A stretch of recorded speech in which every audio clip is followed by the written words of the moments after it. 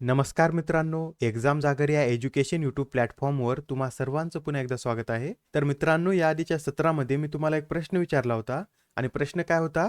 तर भारतातील कोणत्या दोन राज्यादरम्यान जगातील सर्वाधिक लांबीची नदी समुद्र पर्यटन क्रूझ सेवा सुरू करण्यात येणार आहे?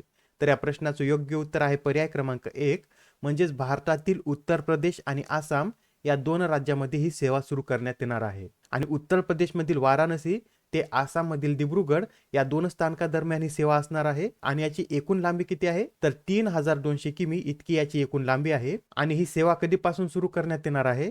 तर 10 जानेवारी 2023 पासून ही सेवा सुरू करण्यात येणार आहे. आणि मित्रांनो, तुमच्यासाठी जो डेली प्रश्न असतो त्याचं कमेंटमध्ये उत्तर देण्याचा प्रयत्न करत चलत जा. उत्तर चुकलं तरी काय हरकत नाही, कारण ज्यावेळेस तुम्हाला या प्रश्नाचं योग्य उत्तर माहित होतं त्यावेळेस हे प्रश्न तुमच्या दीर्घ काळापर्यंत लक्षात राहतात. तर आता आजच्या सत्राचा पहिला प्रश्न पहा. आता अलीकडेच कंबोडियामध्ये पूर्व आशियाई शिखर परिषदेचं आयोजन करण्यात आलं होतं.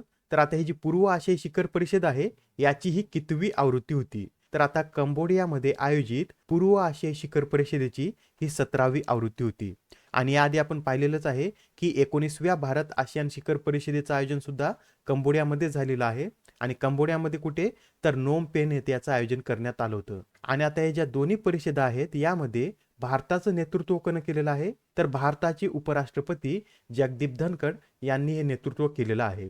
आणि उपराष्ट्रपती झाल्यानंतर जगदीप धनखड यांचा हा पहिलाच विदेश दौरा आहे आणि त्यांनी आपल्या पहिल्या विदेश दौऱ्यामध्ये कंबोडिया या देशाला भेट दिलेली आहे. आणि आता ही जी पूर्व आशियाई परिषद आहे याचं प्रथम आयोजन कधी करण्यात आलं होतं? तर 2005 मध्ये याचं प्रथम आयोजन करण्यात आलं होतं. आणि आता या परिषदेमध्ये एकूण किती देश सहभागी होतात? तर एकूण 18 देश या परिषदेमध्ये सहभागी होतात. आणि ते देश कोणकोणते? तर यामध्ये 10 आसियान देश आणि तसेच न्यूझीलंड, ऑस्ट्रेलिया, भारत, जपान, दक्षिण कोरिया, चीन, रशिया आणि अमेरिका या देशांचा समावेश होतो. आणि याआधी यामध्ये फक्त 6 देश होते आणि 2011 मध्ये अमेरिका आणि रशिया या दोन देशांनी यामध्ये सहभाग नोंदवल्यानंतर या देशांची संख्या 8 इतकी झालेली आहे. तर आता प्रश्न क्रमांक दुसरा पहा. आता हा प्रश्न पहा, अत्यंत महत्त्वाचा प्रश्न आहे. यामध्ये काय विचारलेलं आहे? तर आसियान सदस्य राष्ट्रांनी कोणत्या देशाला आसियानचा 11वा सदस्य म्हणून मान्यता दिली आहे? तर नुकतीच आता आसियान या देशांनी आसियान संघटनेचा 11वा सदस्य म्हणून पूर्व तिमोर या देशाला मान्यता दिलेली आहे. आणि पहा, आता हा जो पूर्व तिमोर आहे हा आशियामधील सर्वात तरुण देश आहे आणि याची स्थापना कधी करण्यात आलेली आहे? तर 2002 मध्ये या देशाची स्थापना करण्यात आली होती. आणि आता हे जे बेट आहे हे आधी इंडोनेशिया या देशाचा भाग होता आणि इंडोनेशियाने ज्यावेळेस या बेटाला आपल्या प्रदेशात विलीन करण्याचा प्रयत्न केला त्यावेळेस येथील स्थानिकांनी त्याविरुद्ध आंदोलन केलं होतं आणि त्यामध्ये बऱ्याच लोकांना आपले प्राण गमवावे लागले होते. आणि मग इंडोनेशियाला जागतिक दबावामुळे या प्रदेशावरील आपला हक्क सोडावा लागला होता आणि त्यानंतर पूर्व तिमोर या देशाची निर्मिती झालेली आहे. आणि आता हा देश आसियान या संघटनेचा 11वा सदस्य बनणार आहे. आणि इथं आपण आसियान विषयी बोलत आहोत. तर आसियान म्हणजे काय? तर association of south east Asian nations असे याचं फुल फॉर्म आहे. आणि याची स्थापना बँकॉक घोषणेनुसार 8 ऑगस्ट 1967 रोजी करण्यात आली होती. आणि याचे संस्थापक देश कोणकोणते आहेत? तर इंडोनेशिया, मलेशिया, फिलिपिन्स, सिंगापूर आणि थायलंड हे या संघटनेचे संस्थापक देश आहेत. आणि त्यानंतर आता हे सुद्धा नोट करून घ्या, ब्रुनेई 1994 मध्ये यामध्ये सामील झाला होता, व्हिएतनाम 1995 मध्ये आणि 1997 मध्ये म्यानमार आणि लाओस हे दोन देश या संघटनेमध्ये समाविष्ट झाले होते. आणि 1999 मध्ये कंबोडिया हा देश यामध्ये समाविष्ट झाला होता. आणि अशा प्रकारे यामध्ये सध्या एकूण 10 देश आहेत आणि आता पूर्व तिमोर हा 11वा देश ठरणार आहे. आणि या संघटनेचं मुख्यालय कुठे आहे? तर इंडोनेशियामधील जकार्ता येथे या संघटनेचं मुख्यालय आहे. आणि आता प्रश्न क्रमांक तिसरा पहा. प्रसार भारतीचे सीईओ म्हणजे चीफ एक्झिक्युटिव्ह ऑफिसर म्हणून कोणाची नियुक्ती करण्यात आली आहे? तर आता प्रसार भारतीचे चीफ एक्झिक्युटिव्ह ऑफिसर म्हणून गौरव द्विवेदी यांची नियुक्ती करण्यात आलेली आहे. आणि पहा, याआधी 2022 मध्ये शशी शेखर वेम्पती हे निवृत्त झाल्यानंतर मयंक अग्रवाल यांच्याकडे सीईओ पदाचा अतिरिक्त कार्यभार देण्यात आला होता. आणि आता गौरव द्विवेदी यांची प्रसार भारतीचे सीईओ म्हणून नियुक्ती करण्यात आलेली आहे. आणि यांचा कार्यकाळ किती वर्षांचा असेल? तर यांचा कार्यकाळ 5 वर्षाचा असणार आहे. आणि हे जे गौरव द्विवेदी आहेत हे छत्तीसगड कॅडरचे 1995 बॅचचे IAS अधिकारी आहेत. आणि तसेच यांनी याआधी माय गव्हर्नमेंट इंडिया या सरकारी व्यासपीठाचे सीईओ म्हणून देखील कार्य केलेलं आहे. आणि आता ही जी प्रसार भारती आहे याची स्थापना कधी करण्यात आलेली आहे? तर 23 नोव्हेंबर 1997 मध्ये याची स्थापना करण्यात आली होती आणि याचं मुख्यालय दिल्ली येथे आहे. आणि याबरोबरच याआधी सुद्धा काही महत्त्वाच्या नियुक्त्या करण्यात आलेल्या आहेत, ते सुद्धा आपण एकदा रिवाईज करून घेऊया. तर पहा, चीफ ऑफ डिफेन्स स्टाफ म्हणजे सीडीएस म्हणून कोणाची नियुक्ती करण्यात आलेली आहे, तर लेफ्टनंट जनरल अनिल चौहान यांची नियुक्ती करण्यात आलेली आहे. आणि आता भारताचे नवे महान्यायवादी म्हणून आर व्यंकटरमानी यांची नियुक्ती करण्यात आलेली आहे. तसेच आंतरराष्ट्रीय हॉकी महासंघाचे अध्यक्ष कोण झालेले आहेत आता, तर मोहम्मद इक्राम हे आता आंतरराष्ट्रीय हॉकी महासंघाचे अध्यक्ष झालेले आहेत. आणि आता 27व्या महालेखा नियंत्रक म्हणून भारती दास यांची नियुक्ती करण्यात आलेली आहे. आणि EESLचे CEO म्हणून विशाल कपूर, तर हॉकी इंडियाचे अध्यक्ष म्हणून दिलीप तिर्की यांची नियुक्ती करण्यात आलेली आहे. आणि आता नेक्स्ट क्वेश्चन पहा. आता अलीकडेच राष्ट्रीय क्रीडा पुरस्कारांची घोषणा झालेली आहे आणि आता यामधील लाईफ टाईम श्रेणीतील उत्कृष्ट प्रशिक्षकांसाठीचा द्रोणाचार्य पुरस्कार किती व्यक्तींना जाहीर झालेला आहे.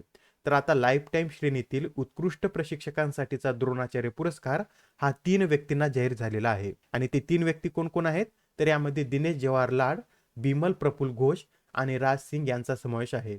आणि आता जे दिनेश जवाहर लाल आहेत हे क्रिकेटशी संबंधित आहेत, बिमल प्रफुल्ल घोष हे फुटबॉल या खेळाशी संबंधित आहेत, तर राज सिंग हे कुस्ती या खेळाशी संबंधित आहेत. आणि तसेच यामध्ये नियमित श्रेणीत द्रोणाचार्य पुरस्कार हा 4 व्यक्तींना जाहीर झालेला आहे. आणि ते कोण कोण, तर तिरंदाजीचे प्रशिक्षक जीवनज्योत सिंह तेजा, बॉक्सिंगचे प्रशिक्षक मोहम्मद अली कमर आणि तसेच सुमा सिद्धार्थ शिरूर जे पॅराशूटिंग शिकवतात, आणि कुस्तीचे प्रशिक्षक सुजित मान यांचा यामध्ये समावेश आहे. या दोन्ही श्रेणीमधील विजेत्यांची नावे नोट करून घ्या आणि ते कोणत्या खेळाशी संबंधित आहेत हे लक्षात राहू द्या. आणि आता हा जो द्रोणाचार्य पुरस्कार आहे हा प्रथम कधी देण्यात आला होता, तर 1985 मध्ये हा पुरस्कार प्रथम देण्यात आला होता. आणि यामध्ये बक्षीस स्वरूप 15 लाख रुपये देण्यात येतात. आणि याआधी आपण पाहिलेलं आहे की अर्जुन पुरस्काराची सुद्धा यामध्ये घोषणा करण्यात आलेली आहे. आणि अर्जुन पुरस्कार हा किती खेळाडूंना जाहीर झालेला आहे, तर 25 खेळाडूंना हा पुरस्कार जाहीर झालेला आहे. आणि आता प्रश्न क्रमांक 5 पहा.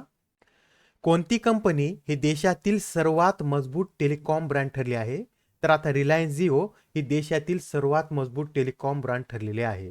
आणि आता अलीकडेच brand intelligence and data analysis या कंपनीने इंडियाज मोस्ट डिझायरेबल ब्रँड 2022 ही यादी प्रकाशित केली होती. आणि त्यानुसार आता रिलायन्स जिओ ही देशातील सर्वात मजबूत टेलिकॉम ब्रँड ठरलेली आहे. आणि तसेच या यादीनुसार पोशाखातील अव्वल ब्रँड कोणता ठरलेला आहे, तर आदिदास हा पोशाखातील अव्वल ब्रँड ठरलेला आहे. आणि वाहनांच्या यादीत BMW प्रथम क्रमांकावर आहे. बँकिंग आणि वित्तीय सेवामध्ये LICने प्रथम स्थान मिळवलेलं आहे. आणि ऊर्जा यादीमध्ये हिंदुस्तान पेट्रोलियम कॉर्पोरेशन लिमिटेड ही कंपनी अव्वल स्थानावर आहे. आणि तर रिलायन्स विषयी बोलत आहोत, तर याविषयी अजून एक पॉईंट नोट करून घ्या.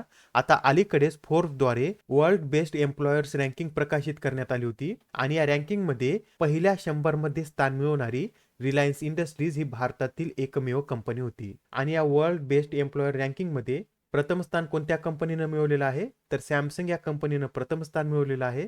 दुसऱ्या क्रमांकावर मायक्रोसॉफ्ट आहे, तिसऱ्यावर IBM आहे, चौथ्यावर अल्फाबेट आणि 5व्या क्रमांकावर ॲपल ही कंपनी आहे. तर आता नेक्स्ट क्वेश्चन पहा.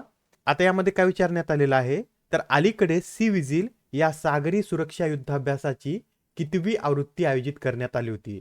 तर सी विजिल या सागरी युद्धाभ्यासाची ही 3री आवृत्ती होती आणि याचं आयोजन 15 ते 16 नोव्हेंबर दरम्यान करण्यात आलं होतं. आणि आता हा जो सागरी सुरक्षा युद्धाभ्यास आहे याचं आयोजन भारतीय तटरक्षक दल आणि भारतीय नौदलाद्वारे करण्यात येतं.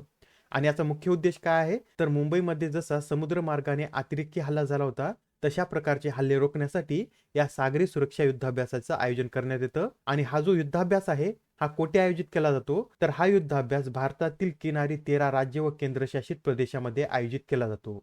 आणि याची कल्पना कधी मांडण्यात आली होती, तर 2018 मध्ये या अभ्यासाची कल्पना मांडण्यात आली होती आणि 2019 मध्ये याची प्रथम आवृत्ती आयोजित करण्यात आलेली होती. आणि आता प्रश्न क्रमांक 7 पहा. 41वा भारत आंतरराष्ट्रीय व्यापार मेळा कोणत्या शहरात आयोजित करण्यात येत आहे, तर आता हा जो 41वा भारत आंतरराष्ट्रीय व्यापार मेळा आहे याचं आयोजन दिल्ली या शहरामध्ये करण्यात येत आहे. आणि दिल्लीमध्ये कुठे, तर दिल्लीमधील प्रगती मैदानावर हा मेळा 14 नोव्हेंबर पासून ते 27 नोव्हेंबर पर्यंत आयोजित करण्यात येणार आहे. आणि हा जो व्यापार मेळा आहे यावेळेस याचे भागीदार राज्य कोण कोण आहेत, तर बिहार, झारखंड आणि महाराष्ट्र ही 3 राज्याची भागीदार राज्य आहेत. आणि फोकस राज्य उत्तर प्रदेश आणि केरळ ही राज्य आहेत. आणि यावेळेसच्या या भारत आंतरराष्ट्रीय व्यापार मेळ्याची थीम काय आहे, तर vocal for local, local to global अशी यावेळेसची याची थीम आहे. थीम सुद्धा नोट करून घ्या. आणि आता प्रश्न क्रमांक 8 पहा. कोणत्या देशाने घेम 100 हे नवीन रॉकेट तयार केलेलं आहे? तर आता हे जे घेम 100 आहे हे रॉकेट इराण या देशाने तयार केलेलं आहे. आणि नुकतेच आता या रॉकेटची यशस्वी चाचणी सुद्धा घेण्यात आलेली आहे. आणि आता हे जे रॉकेट आहे हे रॉकेट 80 किलो वजनाचे उपग्रह पृथ्वीपासून सुमारे 500 किलोमीटरच्या रेंजमध्ये घेऊन जाण्यासाठी तयार करण्यात आलेला आहे. लक्षात राहू द्या याचं नाव काय आहे? तर घेम 100 असं या रॉकेटचं नाव आहे आणि इराण या देशाने याची निर्मिती केलेली आहे. आणि आता नेक्स्ट क्वेश्चन पहा. कोणत्या तारखेला जागतिक लोकसंख्येने 8 अब्जचा म्हणजेच 800 कोटीचा आकडा पार केला आहे? तर नुकतेच आता 15 नोव्हेंबर रोजी जागतिक लोकसंख्येने 8 अब्जचा आकडा पार केलेला आहे. आणि पहा आता मागील 12 वर्षातच या लोकसंख्येमध्ये 100 कोटी लोकसंख्येची भर पडलेली आहे. आणि या 100 कोटीमध्ये भारतातील लोकसंख्या किती आहे? तर 17 कोटी 70 लाख इतका भारतातील लोकसंख्येचा यामध्ये समावेश आहे. आणि आता 2023 मध्ये भारत हा लोकसंख्येच्या बाबतीमध्ये चीन या देशाला सुद्धा मागे टाकणार आहे. आणि आता आजच्या सत्रामधील शेवटचा प्रश्न पहा. राष्ट्रीय प्रेस दिवस कधी साजरा केला जातो? तर दरवर्षी राष्ट्रीय प्रेस दिवस हा 16 नोव्हेंबर रोजी साजरा केला जातो. आणि हा दिवस प्रथम कधी साजरा करण्यात आला होता? तर 1966 मध्ये हा प्रथम साजरा करण्यात आला होता. आणि यावेळेसचा हा 56वा राष्ट्रीय प्रेस दिवस आहे. आणि याचं आयोजन 16 नोव्हेंबर रोजीच का केलं जातं? तर आता ही जी भारतीय प्रेस कौन्सिल आहे याचं कार्यान्वयन 16 नोव्हेंबर 1966 रोजी करण्यात आलं होतं. त्यासाठी हा दिवस 16 नोव्हेंबर रोजी साजरा केला जातो. आणि आता ही जी भारतीय प्रेस कौन्सिल आहे याची स्थापना कधी करण्यात आली होती? तर 4 जुलै 1966 मध्ये याची स्थापना करण्यात आली होती. आणि आता आजच्या सत्रामधील तुमच्यासाठीचा प्रश्न पहा. 2022 साठीचा मेजर ध्यानचंद खेलरत्न पुरस्कार कोणाला जाहीर झाला आहे? आता या प्रश्नाचं उत्तर कमेंटमध्ये देण्याचा प्रयत्न करा. उत्तर चुकलं तरी काही हरकत नाही, कारण ज्यावेळेस तुम्हाला या प्रश्नाचं योग्य उत्तर माहित होतं त्यावेळेस हे प्रश्न तुमच्या दीर्घकाळापर्यंत लक्षात राहतात. तर आता पुढच्या सत्रामध्ये पुन्हा भेटूया. धन्यवाद.